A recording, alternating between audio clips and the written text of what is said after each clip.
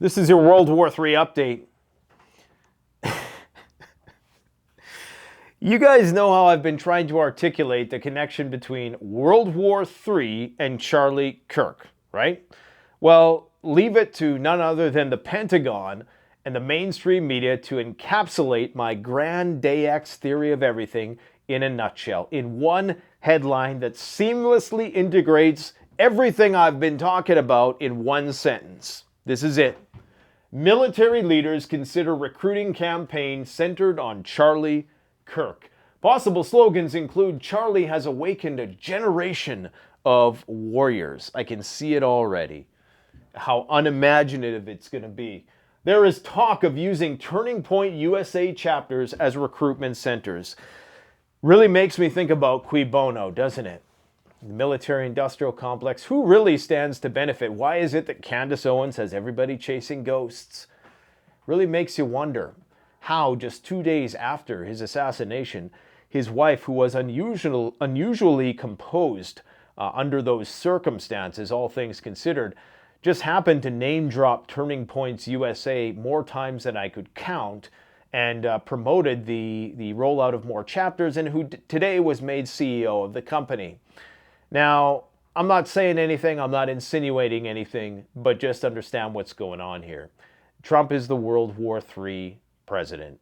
He's the fall guy, if you want to call it that. If you want to look at it more euphemistically, he's the fall guy. If you want to look at it euphemistically, he's the World War III president. You need a guy like that to take us to full-blown war with the Chinese, with the Iranians, with the Venezuelans, with the Russians, with the North Koreans, and everybody in between. That's what's going on. That's what they're going to do. They needed this to do it. Without this, I don't know. And they still need probably one or two more events to really tip the scales, be the straw that breaks the camel's back, because you're getting very close, very close. Hegseth himself, that whole campaign didn't quite work out. Remember, I said there's a reason why they're putting this guy up there. They want somebody who's going to go out there and go into the gun range and look really badass. It hasn't worked out in the way they initially thought. For whatever reason, he'll be at the gun range soon. Don't get me wrong. They're going to get, him doing stuff. I mean, you got the UFC coming to the White House. If that's not bread and circuses, I don't know what is. But they need to create a generation of warriors to go and fight the Russians and the Chinese. So listen, it's like I'm writing. It's like I'm narrating a script. It's like I'm the main character. I got main character syndrome today.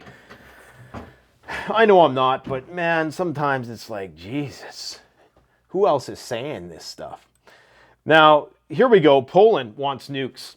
They're openly talking about how they want to partake in nuclear sharing, specifically and interestingly with France, who is currently right now seeing the deployment of 80,000 police or something crazy like that, because everybody's turning the country upside down as Brigitte Macron is saying that I can prove that I'm a woman.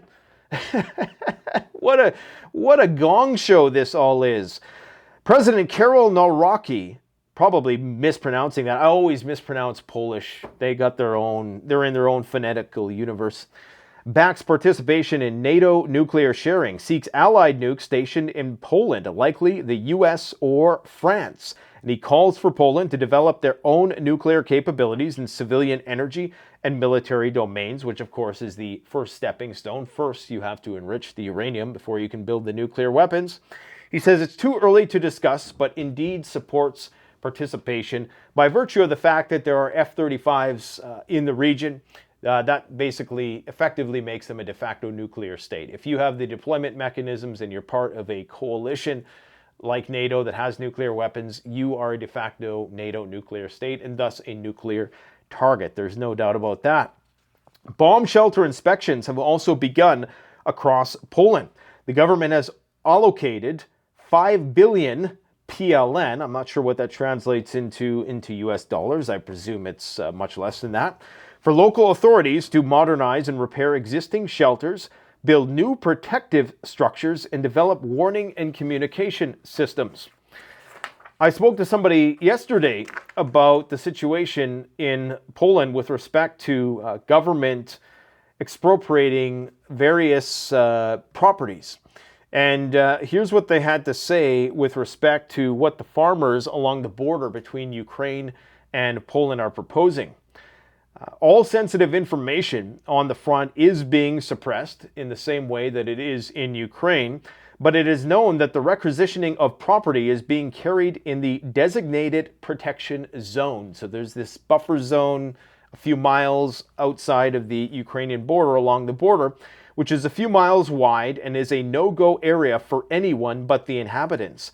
The armed forces have confirmed that some farmers from those areas, knowing the inevitable, come to them with offers of buying their homesteads even before they are requisitioned. And I would say that this is a very, very smart move. The people who are taking that initiative, hats off to you, because you got to trust your preparedness spidey sense at this point of time. Normalcy bias is going to be endemic in these regions because you're so close to the front. You don't want to believe that you have to uproot your life, but it's better to get the jump on things now. An ounce of preparation is worth a pound of cure, and there's going to be no way out of that situation if and when it flares up. I should say, I was going to say if, but it's pretty much a matter of when. In terms of what's going on in Polish airspace today, Polish border guards report increased Belarusian and Russian drone activity and say that the situation remains very tense, which is why they've extended border closures along the Baltic states, as well as the border closure with Poland and Belarus, which they're saying is going to have drastic repercussions for Chinese products entering into Europe who utilize railways that pass through Belarus. Poland refuses to reopen the Belarusian border, freezing 90% of China-EU rail freight, $25 billion a year. Requests from Beijing denied after 3 hours of talks amid the Zapad 2025 and Russian drone incursion. Sea routes are obviously much, much slower. Now, Trump, of course, was in the UK today. Let's see what he had to say. I think this is a statement he made. We'll quickly talk about this. This is Afghanistan and getting close to Chinese nukes. Let's see what he has to say about that. We were going to keep Bagram, the big air base, one of the biggest air bases in the world. We gave it to him for nothing. We're trying to get it back, by the way. Okay, so he just said we're going to keep Bagram, and then he said we gave it away, and we're going to try to get it back. Okay, those things don't line up, right? He said one thing absolutely, and then he said we're going to try. Be a little breaking news. We're trying to get it back because they need things from us. We want that base back. But one of the reasons we want the base is, as you know, it's an hour away from where China makes its nuclear weapons. I mean, why would you say that? Why would you say that? What purpose could that possibly serve to say something like that? Do you think that that's going to make China more willing to come to the table after you just basically stated you want to get closer to their strategic defense forces? Oh man, we are so royally screwed. Let's see what Trump had to say about Vladimir. The one that I thought would be easiest would be because of my relationship with President Putin, but he's let me down. He's really let me down. What a surprise! Who would have thought? It was going to be Russia and Ukraine, but we'll see how that turns out. But that turned out to be, I thought it might be among the easiest of the group. How could you have possibly thought that? We had settled just about everything. These countries have been inextricably bound by war for decades, essentially. And you're just going to waltz in there and be like, okay, cast a magic wand and it's all good? I don't think so. Conflict, and as you know, we're working very hard on Israel and Gaza. All that's happening over there. Complex, but it's going to get done. Anyways, Ukraine's blowing up more shit in Russia, more oil refineries. What does he got to say here? The nations were buying oil from Russia, and as you know, found out that the European nations were buying oil from Russia. You just found that out? Come on, give me a break. And as you know, I'm very close to India. I'm very close to the Prime Minister of India. I spoke to him the other day. Not anymore, you're not. Wished him a happy birthday. We have a very good relation. You literally put 50% sanctions on India for something Russia did, overstepping and overlooking China. and the Saudis just made a defense pact with your main ally, one of your main allies in the Middle East, just effectively made a nuclear pact with Pakistan, one of India's chief adversaries. He put out a beautiful statement too. We have, but I said, I sanctioned them. China is paying a very large tariff right now to the United States, but I'm willing to do other things, but not when the people that I'm fighting for are buying oil from Russia. If the oil So do you really think, okay, let me let him finish. price comes down, very simply, Russia will settle. If the oil price comes down, Russia will settle. I was talking to Chris Martinson over at Peak Prosperity today. He was interviewing me on his channel, and we were talking about the shale production and how it's dwindling. It's getting more and more expensive, essentially, and less lucrative. So you're already in a situation where you're going to destroy the shale markets.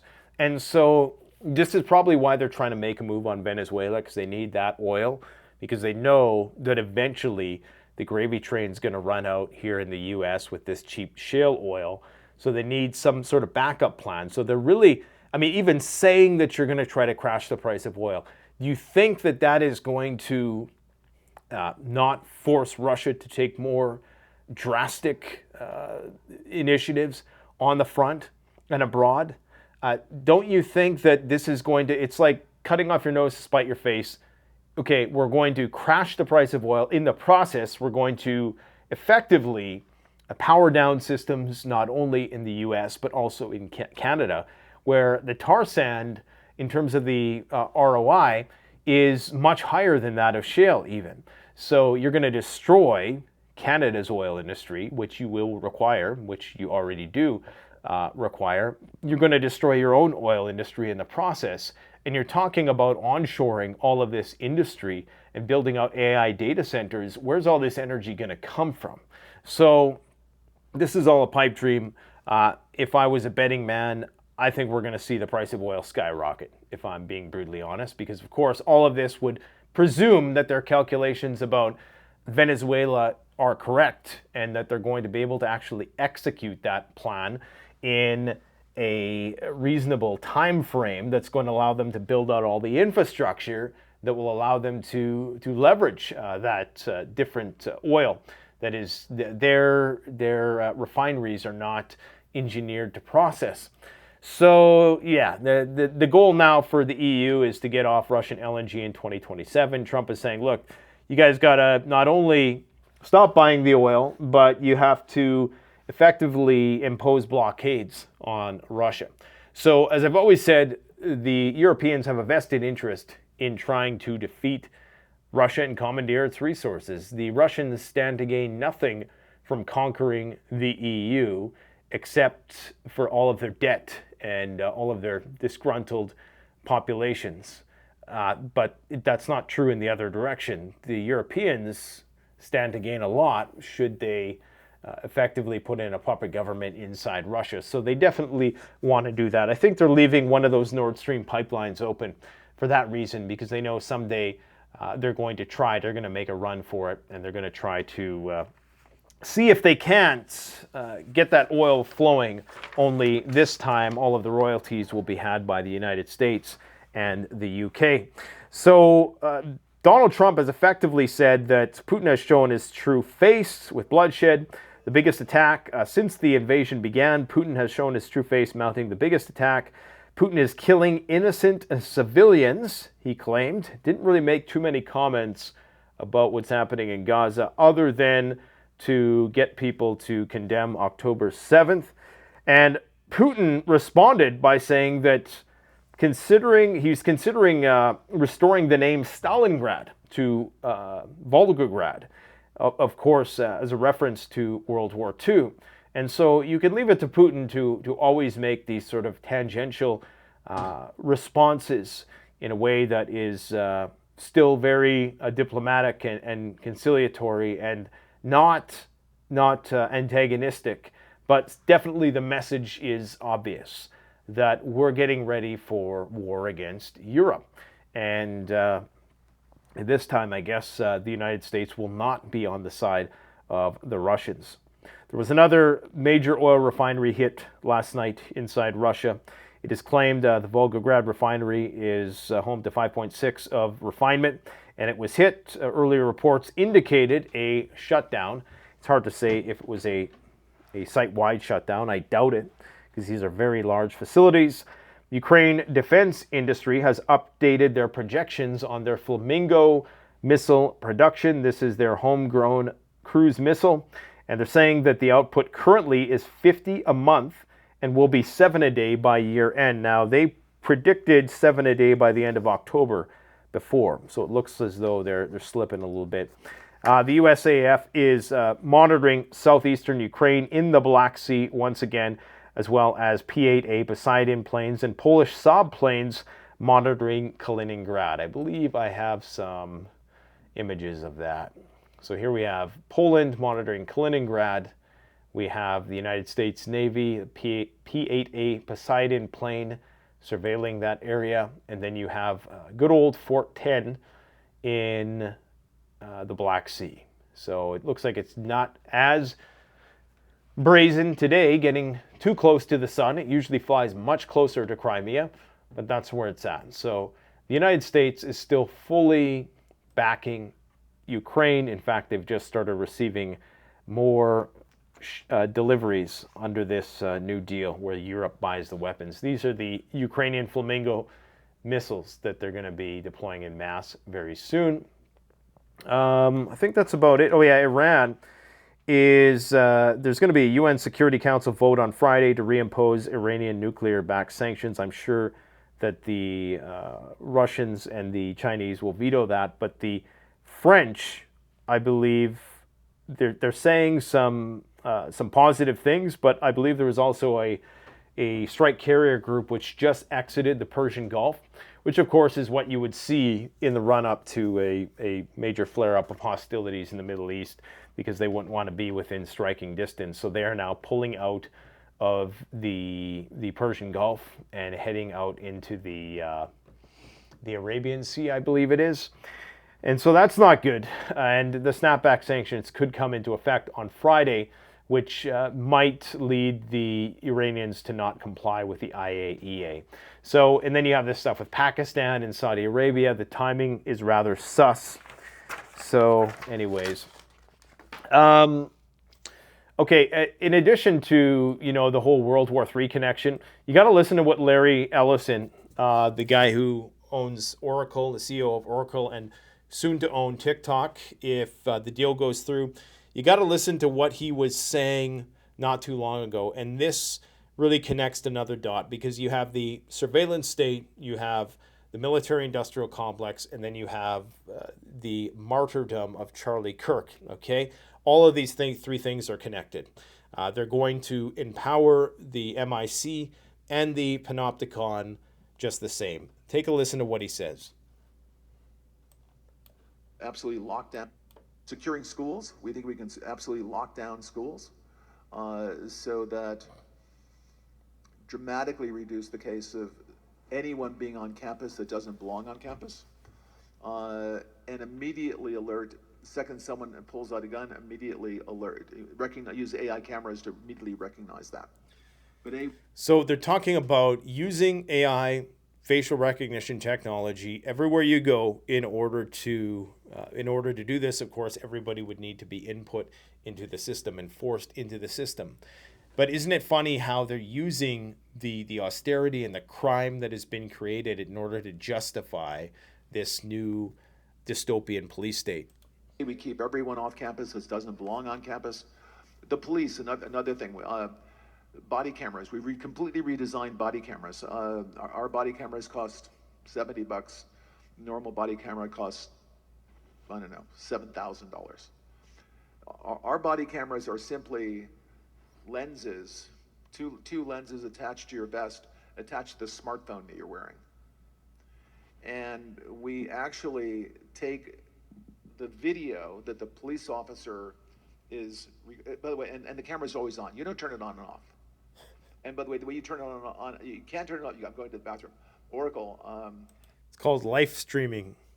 I need 2 minutes to take a bathroom break, and we'll turn it off. Oh, will you? They want a camera everywhere, guys.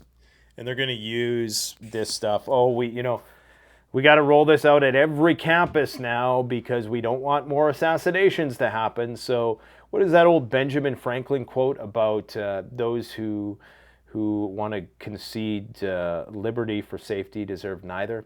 Well, that's what you're going to get. You're going to get neither. Take a look at this. This is where AI is going. So this is all a mousetrap. This is a way to keep you ensnared in the matrix and distracted while they roll out all of these oppressive technologies. But this is derived from an image. So this is an AI generated world, an interactive world that was generated on the basis of just an image. So this is how smart it's getting. It's inferring what the environment would look like on the basis of an image. Isn't that incredible? Very incredible. Now this is what the technology has been up to nowadays. In terms of AI video production quality, I mean, it is just, within just the past 2 years from the Will Smith spaghetti videos, we've really already got to the point where it looks better than Hollywood. We're well beyond the uncanny valley in most respects. The problem is what you're seeing here is the best of the best prompts. So it still takes a long time and a lot of compute to get the prompt right because there's a lot of missteps along the way, but it is getting better and better. And it's only a matter of time before they can do this in real time. And then there's going to be no escape the hamster wheel at that point. Wall Street versus Main Street, peaking inequality, U.S. private sector financial assets relative to GDP. Of all the things that could possibly go wrong, this is the last thing you need, is another "we are the 99% fomenting." But everything is going to come to a head all at once, whether it's the collapsing financial system, some major cybersecurity, black swan, some major climactic catastrophe as a result of ecological mismanagement, some major geopolitical turmoil, civil unrest. The list goes on and on, but it's all going to come to a head all at the same time, okay? And apparently there's something going on in European hospitals. This has been spreading for a while, and this is an older story that I didn't catch wind of because oftentimes these things, since COVID, they're talked about hyperbolically and they usually end up being nothing burgers. But apparently the incidence of this disease has increased to the tune of 60% year over year, and it kills 60% of the people who contract it within 90 days. So the cases, it appears as though they're starting to grow exponentially. You might want to look into this. I just got wind of this before I started making this video. So, it could just be a really slow moving, ultimately nothing burger that only affects, people within a certain age demographic, but it doesn't look good. So you have all this stuff. You have contagion to contend with as well, and all of the biological pathogens. So my friends, you can either do one of two things. Just remember, you can prep or you can prepare for war. Maybe you got to do a little bit of both, because all of those walls that they're building right now, as I've always said, they're to keep you in when the shit hits the fan, not let you leave, because they learned their lessons from Ukraine. They don't like people crossing the rivers. In fact, they make examples of people. They have people hunting people, apparently, people who have gone AWOL and who are attempting to evade the draft. So, yep, it's coming. Get ready.